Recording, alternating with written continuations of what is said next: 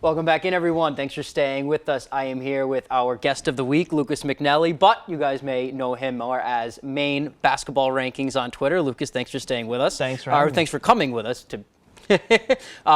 So you run what should I call the Maine Basketball Rankings website? I don't want to call it a blog, but you do release the daily blog. It's like I call it a spreadsheet that hates your team. I like that. So with the power rankings and everything, how did you start this, or where did you come up with this idea? How did it come to fruition? Well, I would do stats for my brother's team, because my brother's was at the time the JV coach from Atomic Valley, and now he's the varsity girls coach. And I would do his stats for him, and then people were arguing back in the 4-class system, which you probably don't remember, about these county teams and the mid-coast teams, and they were in the same region, but they didn't have any games in common. So it was this big thing, like, who's going to win? Who's better? I'm like, well, that's a math problem. How hard could that be? And it turns out it's very, very hard. So you set an algorithm, right? Yeah. And it comes up with, first you do the heel points, you do the power rankings, you do tournament. Is that new, tournament odds? Tournament odds they came back.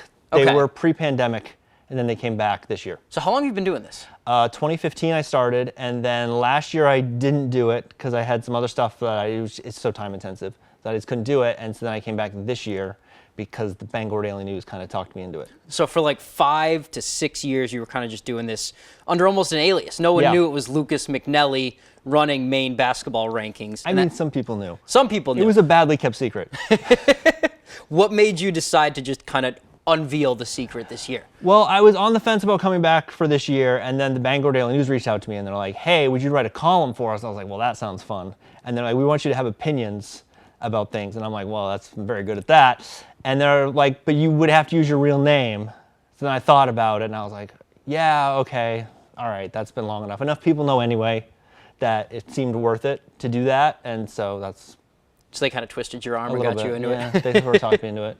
So you're film first, and then basketball. So for about 5 years, you just kind of did this on your own. Nobody, what got you into it? You're doing the stats there, but like, why were you like, I'm going to be the one that creates the algorithm and get this all on one website? I've always really liked Excel. I taught myself Excel in the 90s in order to win a fantasy baseball league. And so it's always been a thing I sort of tinkered with.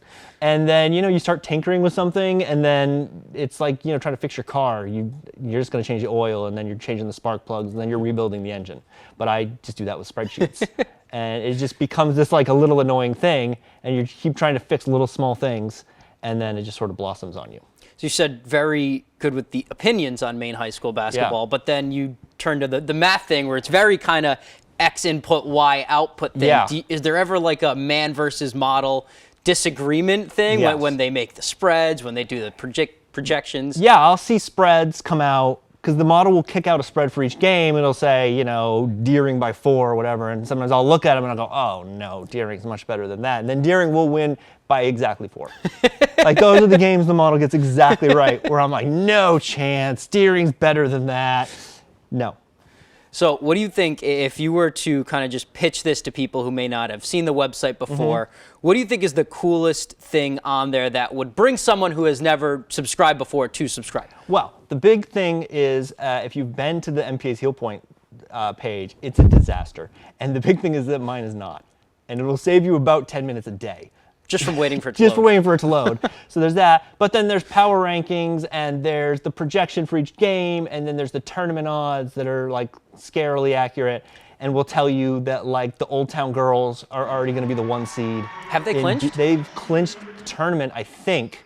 I think they've clinched. I ran it this morning, and then I'd get in the car to come here, and I haven't looked at all of it. But they were on the verge of clinching. It'll tell you that Brewer's going to be the 1 already in B North or in A North. And I sort of tell people it's one of those things that if you go to the website and you start looking around, you'll instantly go, this is absolutely my jam, or I hate every part of this. So there's very few people on the fence, So when they set spreads for tournament games, the model, I say they, but the model. The model. Do you get it's kind of self-aware? It's kind of okay. Do you get kind of the idea like, okay, some teams are going to upset, or when it comes tournament time, I feel like anything can happen. Anything can happen in the tournament. but it does quite well in the tournament. Interesting. And in the tournament is like the one time when people like you have the pundits around the state all make their predictions, and the model beats them every year. It'll be me versus the model this It'll year. be you versus the model, and we'll have a heavyweight fight, and it will not go well for you. I'm sorry. Do you have any big projections this year that maybe the model might not see come tournament time? Any sleeper teams? Well, I've been surprised with the Old Town Girls. I was surprised with how well they've done. They're on fire. They're on fire. They're crushing it. But yeah, I think we'll definitely have some shockers. And there's always the one, even if you're 95% to win a game, there's that 5% where you don't win the game, and the 1 seed loses to the 8 seed. And it just, everything breaks loose, which is what we love about the Maine high school basketball tournament. I always say that I'm always rooting for the model to be correct because it makes me look smart. But then I'm also rooting for the biggest possible upset that someone can pull off. So if Love anarchy. if the 14 seed can run the table and win the whole thing in C North, I'm all for that. I'm all for that too. And I appreciate your time coming on, explaining the model. If you want to just maybe plug your socials where people can find this information. Yeah, you can find me on MaineBasketballRankings.com is the website. You can sign up. There's a free version where you get a daily email update, and then there's the paid version where you get more math than you could possibly comprehend. And I'm on Facebook and Twitter. Awesome. All right, well, Lucas, thank you for coming with us. We'll have much more after this. Stay with us.